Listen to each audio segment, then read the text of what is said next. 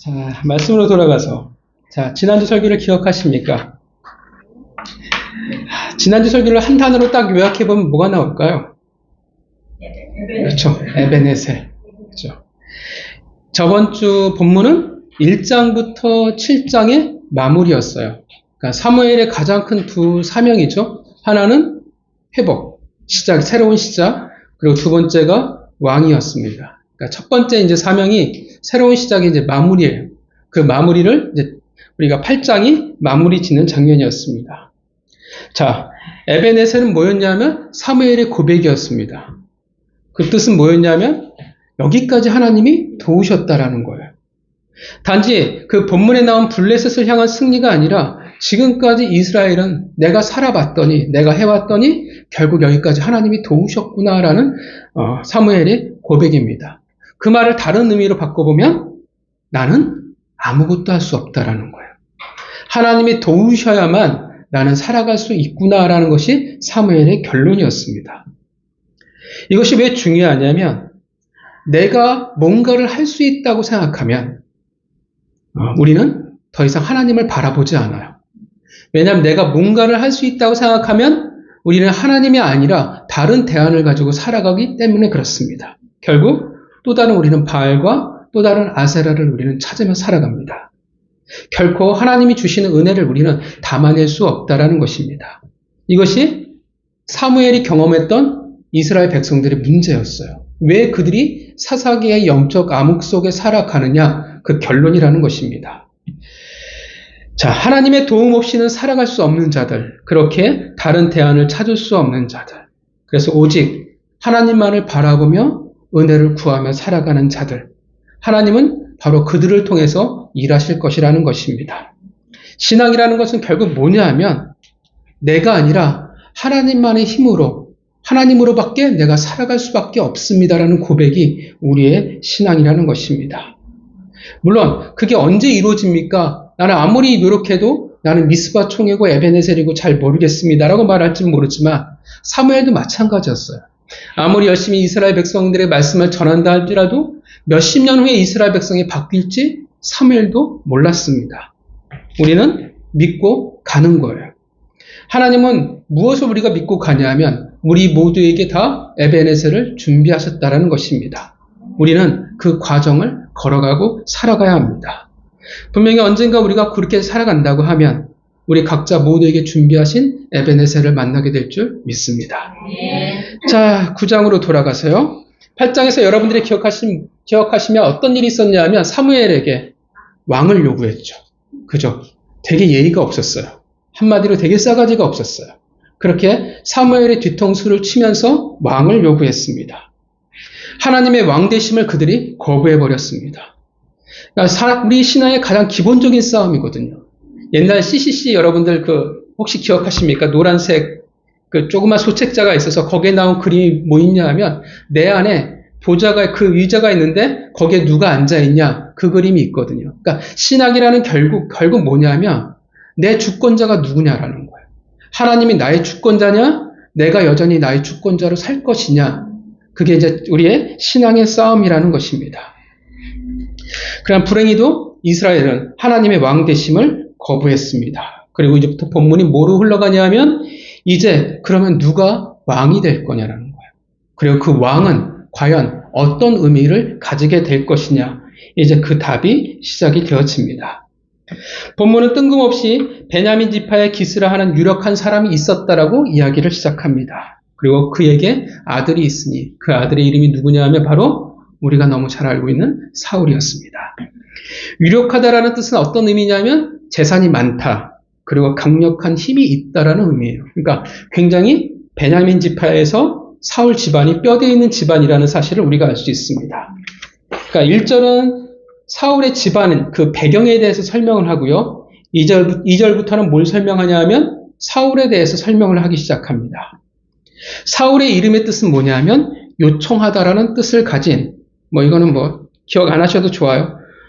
쇠이라는 능동형 분사의 수동태예요. 그러니까 어떤 뜻이 되어지냐면 사울의 이름의 뜻은 요구하여 얻은 자라는 뜻이 되어집니다. 근데 이 이름의 뜻이 굉장히 기가 막혀요. 왜냐하면 지금 상황에 딱 맞는 이름이에요. 여러분들 8장을 기억하시지만 이스라엘 백성들이 하나님에게 사무엘에게 왕을 요구했어요. 근데 사울은 이름 그대로 요구하여 얻은 자가 되어집니다. 기가 막힌 하나님의 섭리예요. 사울에 대해서 어떻게 표현하고 있습니까? 성경은 그죠. 준수한 소년이라고 말합니다. 준수함이라는 뭐냐면 외모의 아름다움을 이야기하기도 하고요. 내면의 도덕적 겸손함을 말합니다. 그런데 그냥 잘생겼다라가 아니죠. 성경 어떻게 표현해요? 이스라엘 자손 중에 그보다 더 준수한 사람이 없었다라고 표현을 해요.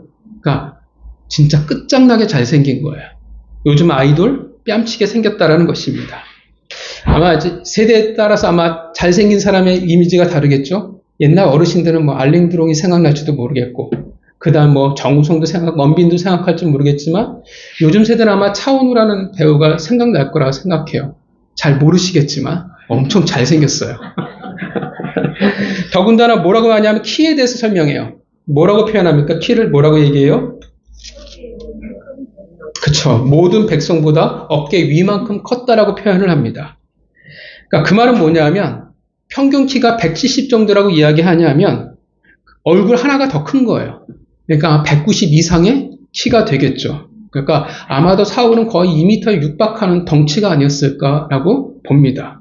그러니까 어마어마한 청년이죠. 소년이라고 말하지만 우리가 생각하는 소년의 개념은 아닙니다. 청소년이 아니라 사무엘상 13장 1절을 보면 사울이 왕이 되었을 때 나이가 40세예요. 그러니까 지금 이 소년이라고 말하자면 실제 나이가 어떻게 돼요? 30세 후반, 근 40세에 이르는 나이라고 볼 수 있습니다. 우리가 생각하기엔 사실 중년이죠. 근데 문제가 생겼어요. 어떤 문제가 생겼냐면 집에서 키우고 있었던 암나귀들을 잃어버렸다라는 것입니다. 그리고 3절부터 14절의 이야기는 뭐냐면 이 암나귀들을 찾으러 가는 이야기가 적혀 있습니다. 그리고 이제 사울의 인생에 가장 중요한 분기점이 되어집니다. 자, 왜 그렇게 나귀를 찾으려고 애썼을까요? 왜냐하면 고대 근동에서는 나귀는 아무나 타는 짐승이 아니었습니다. 우리가 생각하기에 나귀는 별 볼 일 없잖아요. 되게 초라해 보이고 그렇게 보이지만 그 당시에는 굉장히 귀하고 값진 짐승이었습니다. 그러니까 고대 근동에서 전쟁이 나면 왕은 말을 타요. 근데 평화 시에는 뭘 타냐 하면 말이 아니라 나귀를 타고 다닙니다. 그러니까 나귀를 타고 다닌다는 뜻이 그게 뭐가 되냐 하면 평화예요. 평화가 임했다라는 뜻이 되어집니다. 그래서 여러분들 신약에 기억하시지만 예수님이 입성하시잖아요. 예루살렘에. 뭘 타고 입성하십니까? 그렇죠. 예. 뭘 이야기하냐면 평화의 왕이라는 것을 보여주는 거예요. 그러니까 사실 이스라엘 백성들이 그 바램과 정반대라는 사실을 말씀하고 있죠. 이스라엘 백성들이 요구했던 예수님의 모습은 전쟁의 왕이었죠. 그것이 아니라는 사실을 명백하게 보여주었습니다. 그래서 사울은 아버지의 명령에 따라 사환 한 명을 데리고 이제 엄청 사방팔방을 이제 나귀들을 찾아 헤매기 시작합니다. 에브라임 산지, 살리사 땅, 시알림 땅, 그리고 마지막으로 숲 땅에 이르게 되었다라고 말합니다. 거의 이 지명들을 보면 거의 가나안 다 중부예요. 베냐민 지파의 땅 혹은 또 에브라임 지파까지 넘어가서 사사시 그 땅들을 뒤지고 다녔다라는 것을 알 수 있습니다. 그리고 마지막으로 숲 땅에 이르는데 이 숲 땅은 사무엘 가문의 사람들이 살고 있는 곳이었습니다. 이렇게 볼 때 여러분 사울이 어떻게 보이십니까? 어떤 사울인 것 같아요? 우리가 사울에 대한 이미지가 있잖아요. 근데 그 편견을 내려놓고 사울을 오늘 본문을 본다면 어때요? 아버지 말씀을 굉장히 잘 듣는 모범적인 아들이에요. 부자라고 대충하고 거드름 피는 사람이 아니라 정말 열심히 성실히 아버지 말씀을 따르는 효자였습니다. 그런데 3일 동안 찾지를 못했어요. 그러자 5절 사환에게 사울이 말합니다. 근데 뭐라고 말하냐면 돌아가는데 힘들어서 지쳐서가 아니라 아버지가 걱정하시니까 이제 돌아가자라고 이야기를 해요. 진짜 효자예요. 근데 사환이 말합니다. 사울의 의견과 주인과 정반대의 의견이죠. 이 성읍에 존경을 받는 사람이 있습니다. 그가 말한 것은 다 이루어집니다. 이 존경을 받는 사람은 누구냐 하면 사무엘입니다. 대단한 영향력과 실력을 가졌었죠. 그런데 한 가지 걸림돌이 있었습니다. 뭐냐면 하나님의 사람에게 가지고 갈 예물이 없다라는 거예요. 아마도 그 당시 어떤 문제나 부탁을 가지고 하나님의 사람에게 나아갈 때는 합당한 예물을 가지고 갔던 것으로 보여집니다. 자, 그러자 사원이 또 답해요. 8절, 보소서. 내 손에 은 한 세겔의 4분의 1이 있습니다. 대단한 사원 아닙니까? 그죠? 진짜 본인도 나귀를 찾아다니는 게 쉽지 않았을 텐데, 굉장히 힘들었을 텐데, 집으로 돌아가면 편할 텐데 끝까지 충성해요. 그것도 어떻게 충성하냐 하면 자신의 것을 어떻게 해요? 내어놓을 만큼 충성한다라는 것입니다. 한편으로 이러한 사원이 있다는 것 자체가 이 집안이 어떤 집안인지를 생각해 볼 수가 있어요. 아무것도 없는데 충성하지 않잖아요. 뭔가가 있으니까 사원들이 충성한다라는 것입니다. 또한 사울도 보면 자신의 의견과 정반대의 의견이에요. 그런데 그 반대의 의견도 잘 수렴하고 있는 모습을 보여주고 있다는 것입니다. 우리가 알고 있는 사울이 아니에요. 10절, 그래서 하나님의 사람이 살고 있는 곳, 즉 사무엘의 집이 있는 라마로 올라가기 시작을 합니다. 성읍을 향해 올라갈 때 마침 누구를 만나냐면 소녀들을 만나요. 묻습니다. 선견자가 여기에 있느냐. 그리고 마침 사무엘이 산당에 제사를 드리기 위해 라마로 돌아왔다라는 것을 듣게 됩니다. 이 말은 한편으로 우리에게 어떤 정보를 말해주냐 하면 확실하게 성막은 파괴되었다라는 것을 말해주고 있습니다. 14절, 그들이 성읍으로 올라갈 때 사무엘이 어떻게 해요? 뭐라고 말합니까? 마침 산당으로 올라가려다가 서로 마주치게 됩니다. 운명적인 만남이죠. 우연과도 같은 만남이었지만 사실 우연은 아니었습니다. 이미 하나님께서 15절에 뭐라고 말씀하세요? 전날에 사무엘에게 다 말씀해 주셨어요. 베냐민 사람을 보내리니 기름을 부어 지도자로 삼으라고 말씀하셨습니다. 그리고 17절에 마주쳤을 때 하나님은 사울이 바로 그 사람임을 사무엘에게 가르쳐 주었습니다. 그런데 18절을 보면 사울은 어떻게 해요? 사무엘을 만났는데 어떡합니까? 18절에 뭐라고 이야기를 해요? 17절에 18절에 뭐라고 말할까? 사무엘에게 나아가 이르되 선견자의 집이 어디인지 청하건대 내게 가르치소서라고 얘기해요. 그 말은 사울은 사무엘을 몰랐어요. 자, 성경을 보면서 이제 이런 단서들을 통해서 재미있는 사실을 우리가 생각해 볼 수가 있어요. 중요한 것은 아니지만 사무엘이 어떤 사람이구나라는 이런 장면들을 통해서 우리가 생각을 해볼 수 있어요. 그러면서 어떻게 되냐면 성경이 단지 문자가 아니라 좀 더 깊게 바라볼 수 있는 단서, 생생한 현장이구나라는 것들을 생각해 볼 수 있습니다. 18절은 우리에게 한 가지 정보를 얘기해 주고 있어요. 어떤 정보냐면 사울이 사무엘을 알아보지 못했다라는 사실은 사무엘이 다른 사람들과 구분해서 특별하게 다른 점이 없어 보인다라는 거예요. 그죠? 근데 여러분 생각하시지만 사무엘은 이스라엘에서 굉장히 특별한 사람이에요. 사무엘만큼 영향력이 있고 유명한 사람은 사실 없어요. 근데 누가 뭐라고 해도 매우 특별한 사람임에도 불구하고 다른 사람들과 구분되지 않게 어떻게 해요? 평범하게 다닌다라는 거예요. 이해가시죠? 내가 사사야, 내가 제사장이야 라고 생각하면서 특별한 옷을 입고 다닌 게 아니라는 거예요. 뭐 세마포 옷을 입든 뭐 형형성색의 뭐 옷을 입든 그런 게 아니라는 거예요. 뭔가 차이가 나도 충분히 그럴 만한 사람인데 전혀 그렇지 않았다라는 거예요. 보통 사람은 어떻게 합니까? 성공하거나 좋은 자리에 앉거나 어떤 힘이 있으면 어떻게 해요? 뭔가 내가 대단한 사람이라는 것을 드러내고 싶어 해요. 목소리가 깔려버리든지, 그죠? 옷이 달라져 버리든지 뭔가 달라 보이고 싶어 하는데 사무엘은 어떻게 해요? 전혀 그렇지 않다라는 것입니다. 사무엘이 어떤 사람인지 우리가 엿볼 수 있어요. 그는 하나님 외에는 사실 아무것도 관심이 없는 사람이에요. 그의 12장의 고별 설교를 여러분들이 아마 기억하실 겁니다. 고별 설교할 때 어떻게 해요? 한 점 부끄러움이 없어요. 당당합니다. 왜 그가 그렇게 이야기했는지를 우리가 사무엘의 성격을, 성향을, 어떤 사람인지를 이런 단서들을 통해서 우리가 생각해 볼 수 있습니다. 자, 본문은 우리에게 무엇을 말하고 있을까요? 오늘 본문을 보면서 공부하면서 생각했던 게 성경을 보면서 이 설교는 내가 어렸을 때 이렇게 한 번은 들어본 기억이 있는데 이 설교는 본문을 한 번도 들어본 기억이 없더라고요. 혹시 여러분 들어보신 적이 있으십니까? 어떤 내용으로 이 본문을 설교들을 내가 들었을까? 하나도 기억이 안 나더라고요. 여러분 들어보신 적이 있으십니까? 이 부분은 잘 설교를 안 하는 본문인 것 같아요. 자, 하나님이 오늘 본문을 보면 굉장히 자세하게, 굉장히 디테일하게 어떻게 해요? 사울이 나귀를 찾아다니는 모든 과정들을 아주 상세하게 적어놓고 있어요. 왜 그럴까요? 또한 본문에서 가장 하나님이 지금 두드러지게 보이게 만드는 것, 부각시키고 있는 것은 뭘까요? 크게 두 가지가 부각이 돼요. 먼저 성경은 사울이 지금 어떤 사람인지에 대해서 우리에게 설명해 주고 있습니다. 여러분, 오늘 본문에서 나온 사울은 어떤 사람일까요?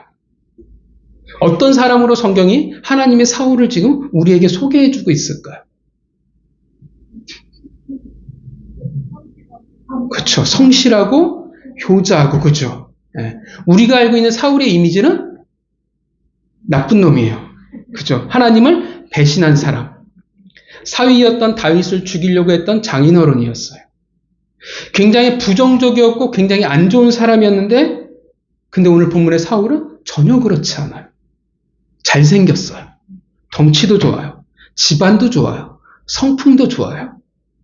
부모를 생각할 줄도 하고 순종할 줄도 알아요. 말 그대로 효자였습니다. 더군다나 밑에 있는 사람들의 말에 그런 귀를 기울일 줄 아는 그런 넉넉한 마음을 가진 사람이었습니다. 정말 모든 것을 어떻게 해요? 다 가진 사람이에요. 어떤 생각이 드냐면 세상은 정말 불공평하다라는 겁니다. 그죠? 가진 자가 모든 것을 다 가진 것에 같은 느낌의 사람이 바로 사울이었습니다. 물론 지금 말하는 이 부분들은 사실 오늘 본문에서가 아니라 나중에 사물의 인생을 통해서 뒤돌아보게 나오는 본문이 될 것입니다. 자, 그보다 더 중요한 게 있어요. 또 성경은 오늘 본문은 무엇을 계속 우리에게 부각시켜주고 있을까요? 뭘 자세하게 우리에게 자세하게 설명하고 있잖아요. 그 자세하게 설명한 것을 통해서 우리에게 뭘 말하고 있는 걸까요? 본문을 보면 사울과 사무엘이 만나는 그 과정을 마치 그림을 그려 나가듯이 아주 세세하게 우리에게 펼쳐 보여주고 있습니다. 여러분, 사실 이렇게 자세하게 이야기할 필요가 있을까요? 네, 믿음이 좋으시니까 당연히 자세하게 이야기할 필요 생각하시겠죠. 자, 그 자세함 속에는 보면 마치 별 볼 일 없는 이야기 같은데 하나님이 마치 핀셋을 갖다 놓고 이야기를 조립해 나가는 것처럼 하나님이 지금 만들어가고 있다는 거예요. 하나님이 그렇게 하고 있어요. 그러면 의미가 있는 거예요. 하나님의 의도가 있다는 것입니다. 자, 여러분이 한번 사울이 사무엘을 만나게 되는 과정들을 한번 쭉 생각해 보세요. 그 과정을 보면 우리에게 매우 익숙한 모습을 보게 될 겁니다. 자, 어떤 익숙한 모습일까요? 시작은 뭐로부터 시작합니까? 사무엘의 만남의 시작은 암나기들을 잃어버린 것으로 시작을 합니다. 그러다 3일 동안 중부 지역을 뒤지고 다니다가 의도치 않게 어디까지 이르게 되냐면 숲 땅으로 우리가 사울이 그 땅에 이르게 됩니다. 그런데 마침 그 땅은 사무엘과 연관이 된 성읍이었습니다. 사실 사울은 사무엘을 만날 생각이 전혀 없었죠. 그냥 집으로 돌아갈 생각을 했는데, 그런데 어떻게 해요? 예상치 못하게 사환이 사무엘을 찾아가자고 의견을 제시합니다. 그런데 또 문제가 생겼죠. 어떤 문제가 있었냐면 예물이 없었어요. 그런데 의도하지 않았는데 마침 사환이 자기의 돈을 내놓습니다. 자, 이제 사무엘을 만나러 가게 되었어요. 그런데 사무엘을 만나기 앞서 누구를 만나게 됐냐면 11절에 라마에 살고 있던 소녀들이었습니다. 그녀들을 통해 뭘 듣게 되냐면 다행히도 사무엘이 마침 라마에 있다라는 사실을 알게 됩니다. 우리가 잘 알지만 사무엘은 라마에서만 살았던 게 아니에요. 베델과 길갈과 미스바를 순회하면서 이스라엘 백성들을 다스렸습니다. 사무엘이 소녀들의 말을 들었을 때 어떻게 생각했을까요? 아마도 운이 좋구나라고 생각했을 거예요. 운이 안 좋으면 어떻게 해요? 사무엘을 만나기가 어려웠을 거예요. 언제 올지 모르니까. 또 찾으러 간다고 해도 어디 있는지도 모르고 길이 엇갈릴 수도 있으니까요. 그런데 운 좋게도 단 한 번에 기가 막히게 사무엘을 만나게 됩니다. 그리고 라마에 올라갑니다. 14절을 읽어볼까요? 14절을 같이 읽겠습니다. 시작. 그들이 성으로 올라가서 위로 들어갈 때 사무엘이 마침 산당으로 올라가려고 마주 나오더라. 뭐라고 말해요? 마침 사무엘을 만나게 됩니다. 자, 이 정도면 우리 머리 가운데 떠오르는 생각이 있죠. 그 유명한 우연과 마침이라는 말입니다. 시작은 암나기들을 잃어버린 사건이었어요. 대단스러운 사건이 아니었습니다. 그런데 본문은 그것이 어떻게 돼요? 자연스러이 뭐로 연결되어지냐면 사무엘을 만나는 일로 연결되어지고 있다는 것입니다. 우연이었어요. 근데 마침으로 마무리되어지고 있다는 것입니다. 여러분, 우연과 마침을 어디서 우리가 제일 많이 들었을까요? 룻기였어요. 기억나시죠? 룻기 설교했을 때. 룻기를 관통하고 있는 말이 우연과 마침이었습니다. 그리고 우연과 마침을 우리는 뭐라고 부르냐면 바로 섭리라고 우리는 말합니다. 하나님이 계획하시고 하나님이 인도하시는 것입니다. 하나님을 믿는 백성들에게 우연이란 존재하지 않는다라는 것입니다. 지금 본문이 뭘 부각시키고 있냐면 왜 이렇게 자세하게 이야기하고 있냐면 바로 하나님께서는 이 섭리를 지금 우리에게 보여주고 있다라는 것입니다. 암나기들을 잃어버렸을 뿐인데 하나님은 그것을 통해서 결국 마침 사무엘을 만나게 하셨다라는 것입니다. 하나님이 세우신 계획으로 사울을 어떻게 해요? 지금 이끌어가고 있는 거예요. 사무엘 9장 전체가 뭘 가르치고 있냐면 그래서 섭리를 말하고 있다라는 것입니다. 사울이 전혀 계획하지 않았어요. 전혀 생각하지 않았어요. 전혀 기대하지 않았는데 하나님께서는 계획하셨고 우연과 마침이라는 놀라운 방법으로 사울을 사무엘 앞에 기가 막히게 갖다 놓으셨다라는 것입니다. 우리도 마찬가지예요. 하나님께서 우리를 섭리 가운데 인도하십니다. 우리가 하나님을 믿고자 계획한 사람은 우리 중에 아무도 없어요. 어떻게 해요? 그냥 믿는 집안에 태어나서 혹은 내가 불순한 의도로 교회를 다니다. 근데 불순한 의도로 교회를 다니기 시작했던 친구들 중에 상당수가 목사가 됐어요. 하나님은 그 대가를 치르게 하시는 것 같아요. 진짜 여자 사귀러 갔던 친구들 중에서 상당수가 다 목사가 돼 있더라고요. 나중에 만났는데 다 목사가 됐어요. 너도? 자, 우리도 마찬가지. 우리는 하나님이 우리를 섭리 가운데 다 우리를 인도하셨어요. 우리가 하나님 믿는 것도 아니고 우리가 하나님을 기대했던 것도 아니에요. 근데 하나님이 우리를 인도하셨습니다. 사실 우리는 그 섭리를 알지 못해요. 느끼지도 못해요. 우리는 깨닫지도 못하는데 그런데 살아가다 보니까 그냥 가다 보니까 그리고 지나가 보니까 하고 하나님이 나를 인도하셨구나라는 것을 우리가 알게 된다라는 것입니다. 결국은 우리는 뭘 알게 되냐면 내가 결정하고 내가 살아온 줄 알았는데 아니구나. 하나님이 나를 인도해 오셨구나라는 것을 우리가 알게 된다라는 것입니다. 다들 경험이 있으시죠? 하나님을 만나고 지금까지 온 삶을 우리가 뒤돌아보면 우리는 놀랍게도 곳곳에 있었던 하나님의 놀라운 섭리를 마주하게 됩니다. 우리는 전혀 계획하지 않았어요. 그때 그 일을 선택한 것은 그러려고 한 선택이 아니었어요. 그런데 하나님은 일하셨습니다. 하나님은 우리를 여기까지 인도해 오셨습니다. 그래서 우리는 그때가 그거였구나. 그 일이었구나. 그 선택이 하나님의 일하셨구나라는 것을 고백하게 됩니다. 교회도 마찬가지예요. 여러분 지금 이 교회를 다니시는 것은 여러분이 이 교회를 선택한 것이 아닌 것을 믿으십니까? 하나님이 여러분들을 선택하시고 여러분을 이 교회로 부르신 거예요. 내가 선택한 줄 알았는데 내가 다닌다고 결정 내린 줄 알았는데 아니에요. 하나님이 교회를 세우시고 나를 부르신 것입니다. 하나님의 계획대로 우연과 마침으로 우리를 인도하셨습니다. 자, 그런데 오늘 본문을 보면 그 섭리를 어떻게 시작하세요, 하나님이? 그 시작점이 어디입니까? 암나기 실종 사건이에요. 생각해 보세요. 하나님의 섭리잖아요. 근데 좀 더 멋진 것으로 시작하면 안 될까요?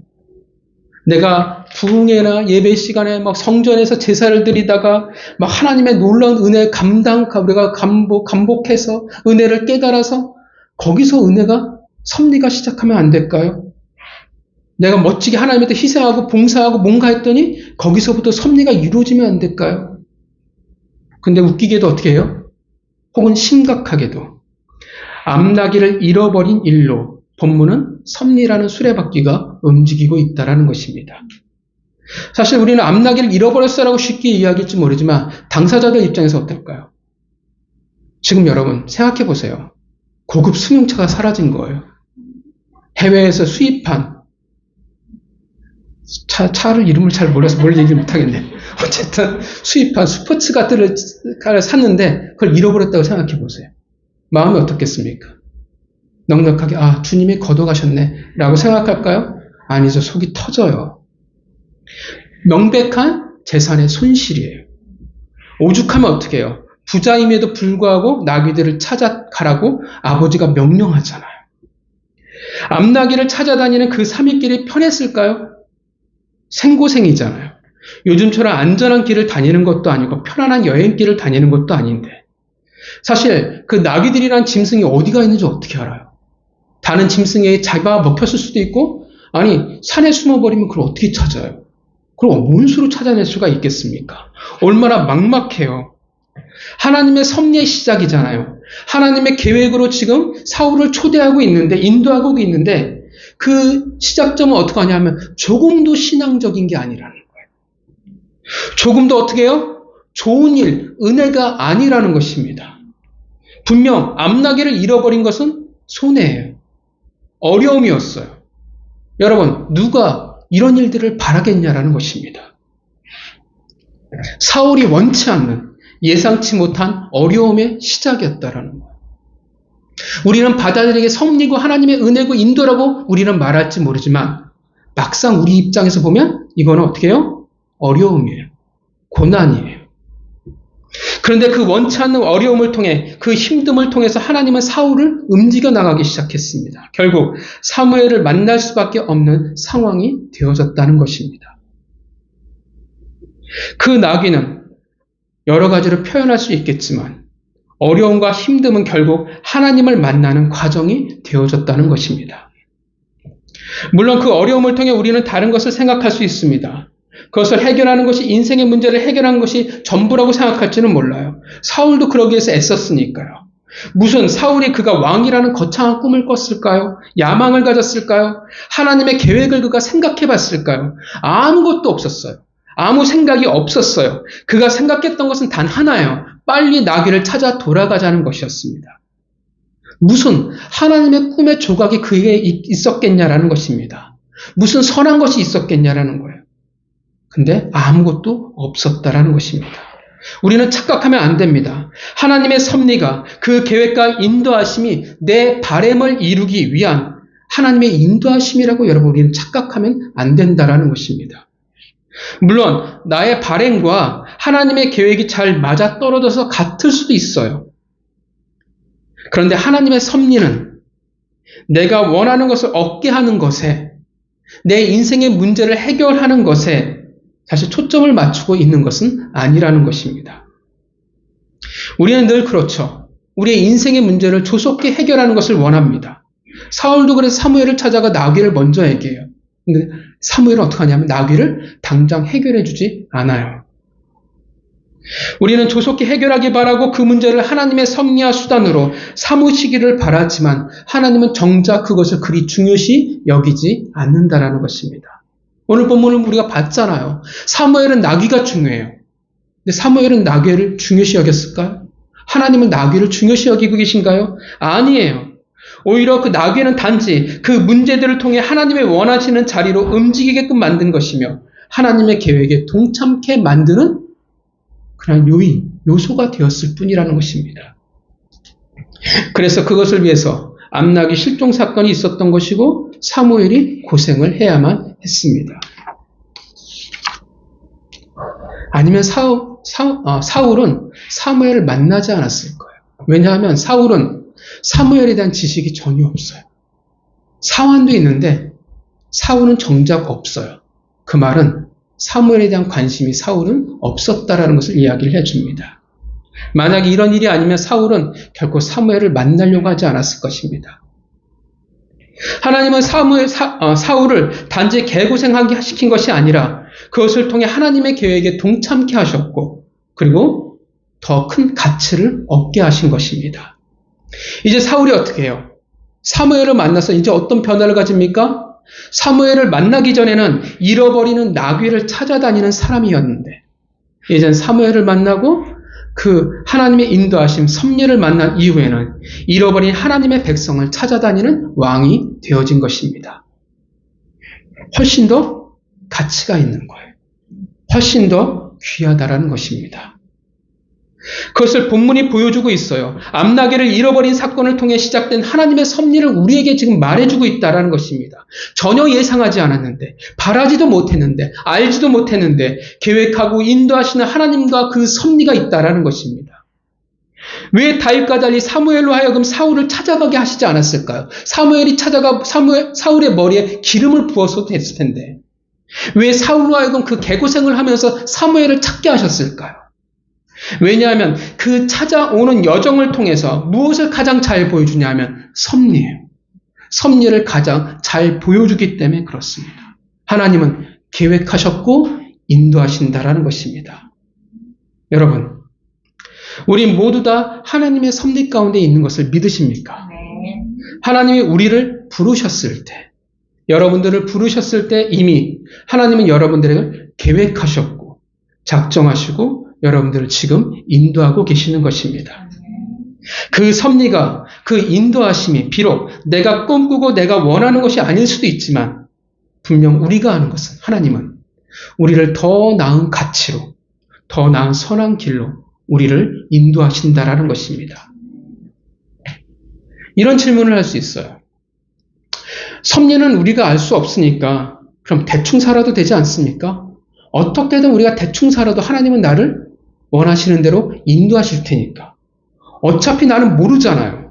내 마음대로 살아도 하나님이 인도하실 거니까 그냥 내 마음대로 편하게 살면 안 됩니까? 라고 질문할 수도 있습니다.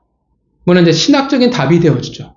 우리가 그 유명한 예정론이 들어가는데 골치가 아프고 사람이 이해할 수 없는 선이에요. 예정론은. 그래서 예정에 대한 좀 이해는 있고 우리가 인지할 수 있는 차원에서 설명하고자 한다면 대충 살아도 막 살아도 그리스도인인데 어떻게 해요? 주일 한번 땡으로 그것이 우리의 삶의 전부라고 여겨도 세상 사람들과 섞여 살아도 어떨까요, 여러분? 하나님이 인도하실까요, 안 하실까요? 어떨까요? 인도하시죠. 그죠? 하나님이 섭리 가운데 인도하실 겁니다. 그리스도인이라 할지라도 진짜 멍멍이처럼 살아도 하나님은 그 사람을 분명 인도하실 거예요. 근데 차이가 생겨요. 꼭 굳이 그렇게 할 필요가 있을까요? 여러분 생각해 보세요. 사울이 만약 그냥 집에 돌아갔으면 어떻게 했을까요? 성실하지 않고 집 근처에서 어떻게 해요? 술집에서 대충 때우다가 3일 술 마시다가 아버지에게 못 찾았습니다. 돌아가면 아버지가 알까요? 모르잖아요. 거짓말 한다고 해서 어떻게 알 수가 있겠어요? 충성스러운 사원의 말을 듣지 않고 그냥 돌아갔다면 어땠을까요? 하나님의 섭리는. 사무엘을 만나야 되는 하나님의 섭리가 끝났을까요? 안 끝났을까요? 안 끝나죠. 섭리는 멈추지 않습니다. 다음에는 혹시 어떻게 해요? 낙이나 양, 염소 모두가 대탈주를 할지도 몰라요. 아니면 어떻게 해요? 결국 하나님은 어떤 어려움과 어떤 고난을 그에게 줘서라도 결국 어떻게 해요? 결국은 결론은 사무엘을 찾아갈 수밖에 없게 만드실 거라는 거예요. 결국 하나님의 계획은 변치 않으실 겁니다. 근데 그렇게 했다라고 하면 오늘 9장에 나오는 본문과 어때요? 같을까요? 내용이 같을까요? 이렇게 은혜로울까요? 뭔가 사뭇 내용들이 달라지기 시작할 겁니다. 이렇게 이야기하게 되겠죠. 굳이 그렇게 할 필요가 있었을까? 굳이 그렇게 인생을 낭비해야 되고 굳이 한 대 더 맞아야 되고 굳이 그렇게 해서 하나님의 섭리를 경험해야 할 필요가 있을까냐라는 것입니다. 사울은 어떻게 했습니까? 오늘 본문에. 얼마나 충성되이 하고 있습니까?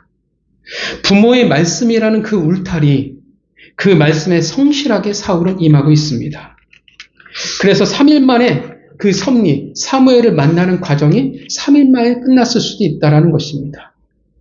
출애굽 1세대를 기억하시죠? 걔네들이 왜 40년의 광야를 헤매야 됐을까요? 만약에 걔네들이 하나님의 말씀에 순종했다고 하면 40년이 필요가 없었겠죠. 40년, 그들이 꺾여야 할 시간이 40년이 필요했던 것입니다. 여러분, 룻기를 기억하십니까? 룻이 하나님에 대해서 뭘 알았겠어요? 모압 여인이었는데, 이방 여인이었는데, 그냥 시어머니인 나오미의 울타리 안에서 그는 최선을 다했어요. 그녀는 그냥 성실했을 뿐입니다. 그리고 그 모습이 뭘 말해주냐면, 섭리를 믿으며 살아가는 자들의 그 모습이라는 것입니다. 하나님의 선하고 그 선한 계획과 인도하심을 믿기 때문에 어떻게 해요? 하나님이 준비하신 그 울타리 안에서 충성되이 살아간다라는 것입니다. 하나님이 주신 그 울타리, 하나님이 주신 그 리더의 울타리 안에 충성되이 하루하루 살아간다라는 거예요. 그것이 어떤 자세냐 하면 섭리를 대하는 우리의 자세요. 섭리를 믿는 자의 삶이라고 말하고 있는 것입니다. 때로는 우리 인생에서 보면 하나님께서 전혀 우리가 바라지도 않고 생각하기도 싫은 우리의 소중한 나귀들을 하나님의 빼앗아 가실 때가 있습니다. 그리고 어떻게 해요? 내가 바라지도 않는, 전혀 기대하지도 않는 일을 우리로 하여금 겪게 하실 때도 있고, 나는 집에서 편히 있고 싶은데 하나님이 나를 광야로 몰아붙일 때가 있습니다. 그래서 인생 가운데 어떻게 해요? 물음표가 가득해요. 이해할 수 없는 일이 투성이 돼요. 왜 하나님께서 나에게 이렇게 하실까? 하나님이 진짜 나를 사랑하시는 것일까? 그렇게 생각할 수 있습니다. 나는 하나님은 진짜 열심히 믿었고 섬겼다라고 생각했는데, 그리고 노력해왔는데, 적어도 나는 가짜처럼 되지 않으려고 애썼는데, 어떤 일이 벌어져요? 나귀들이 대탈주를 시작해요. 옆집에 하나님을 잘 안 믿는 집사는 어떻게 해요? 나귀들이 얌전히 집에 있는데, 그걸 보고 기뻐할 수 있을까요? 그걸 보고 행복하다고 이야기할 수 있을까요? 그걸 보고 은혜라고 이야기할 수 있을까요? 물론 그렇게 이야기한다고 하면 정말 신앙의 고수가 되겠죠. 당장은 힘들어요. 아프고 지치고 신앙이라는 것이 너무 억울하기 시작합니다. 하나님의 입장에서는 섭리예요. 인도하심이라고 이야기하지만 정작 내 입장에서는 어떻게 해요? 그냥 내 인생의 문제거든요. 내 인생을 살아야 되는데 고난이거든. 그 문제를 해결하기 위해서 얼마나 내가 헤매고 다녀야 되는지, 내가 얼마나 애를 써야 되는지 모른다라는 것입니다. 왜 나에게 이런 일이 생겼을까? 고민해보지만 사실 답은 없습니다. 물론 하나님께 너무 말을 안 들어서 어쩔 수 없이 두들겨 맞는 것은 사실 그건 어쩔 수 없어요. 그 사람의 몫이에요. 죄를 지으면 어떻게 해요? 하나님이 반드시 그 죄의 대가는 반드시 치르게 하세요. 죄는 용서하지만 대가는 반드시 치르게 하십니다. 그런데 분명한 것은 그 나귀라는 짐승을 통한 어려움은, 그 고난은, 손해는 사울을 하나님의 원하시는 곳으로 인도하셨고 선하게 당신의 계획에 동참을 시키셨으며 더 가치 있는 삶과 더 귀한 삶을 주시는 기회가 되어졌다라는 것입니다. 우리는 몰라요. 알 수가 없어요. 우리가 감히 하나님의 섭리를 우리가 어떻게 이해하겠습니까? 지나고 나면 그렇구나. 그 정도가 우리의 한계예요. 어떻게 내 인생이 고달퍼졌는지, 어려움을 겪는데, 아픈데, 힘든데 그것에 우리가 하나님의 계획하심을 우리가 쉽게 찾아볼 수 있겠냐라는 거예요. 막상 어떻게 해요? 고난이 파도처럼 밀려오면 우리는 쉽게 하나님을 바라보는 것이 너무나 어렵다라는 것입니다. 물론 가끔 은혜가 넘칠 때, 알 때도 있을지 모르겠지만 대체적으로 우리는 잘 몰라요. 알 수가 없어요. 섭리는 우리의 이해의 영역 밖에 있습니다. 그래서 여러분, 섭리는 아는 게 중요하지 않아요. 섭리는 믿는 겁니다. 지금은 몰라요. 왜 그렇게 나는 하나님을 열심히 믿었는지, 왜 내 인생은 광야로 내몰려야 하는지, 왜 나는 하나님에게 그렇게 헌신했는데 왜 나는 그렇게 광야를 걸으며 살아가야 하는지. 그런데 내가 하나님을, 그 섭리를 내가 신뢰한다면, 믿는 거예요. 그래, 난 잘 모르겠어. 그런데 하나님은 나를 부르셨을 때 이미 작정하고 나를 계획하셨고 인도하신 하나님을 내가 아니까 믿는 거예요. 가다 보면 사무엘을 만나게 되겠지. 가다 보면 하나님이 원하시는 것이 무엇인지 언젠가는 알게 되겠지. 가다 보면 하나님의 계획에, 하나님의 꿈에 내가 함께하고 있겠지. 가다 보면 몰랐지만 더 가치 있는 삶으로, 더 귀한 삶으로 내가 살아가게 되겠지. 라고 믿고 가는 겁니다. 섭리는 하나님의 계획하심과 인도하심을 아는 것이 아니라 믿음으로 가는 겁니다. 믿으니까 그 이해할 수 없는 시간을 충성되이 살아갈 수 있는 것입니다. 내게 주어진 하나님의 길을 묵묵히 걸어갈 수 있는 것입니다. 성도 여러분, 우리에게는 분명 이해할 수 없는 일들이 우리에게 있습니다.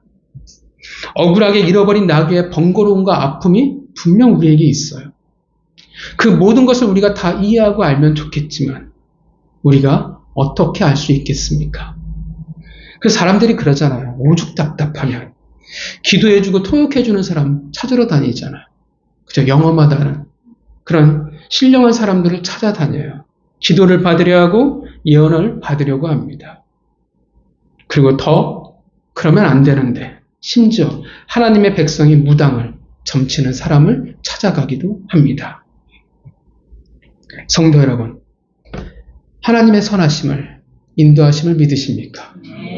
그렇다면 여러분, 언제까지 잃어버린 나귀에 여러분들은 집중하고 계실 겁니까? 옳은 길을 가려고 애쓰며 살아가는 것, 주의 길을, 주의 울타리 안에 내가 거하며 살아가려는 것, 하나님의 귀 기울이고 하나님의 인도에 따라 한 걸음 한 걸음 나아가는 것에 여러분 애쓰시기를 바랍니다. 지금의 실패와 좌절은, 그리고 상실은 여러분 하나님께 나아가는 길이요, 하나님을 향한 문이 될 수 있을 것입니다. 성도 여러분, 혹시 지금 이해할 수 없는 섭리를 여러분 경험하고 만나고 계십니까? 그 시간을 여러분들이 살아가고 있다면, 그 길을 여러분들이 지금 걸어가고 있다면 하나님의 섭리를 믿으시기를 바랍니다. 하나님은 우리를 생각지 못한 가장 선한 결과로 인도하여 주실 줄 믿습니다. 한 주간 하나님의 그 섭리를 믿기 때문에 충성되이 하루하루를 살아가시는 그 복된 은혜를 만나는 성도가 되시기를 주님의 이름으로 축원합니다. 이 시간 같이 기도하겠습니다.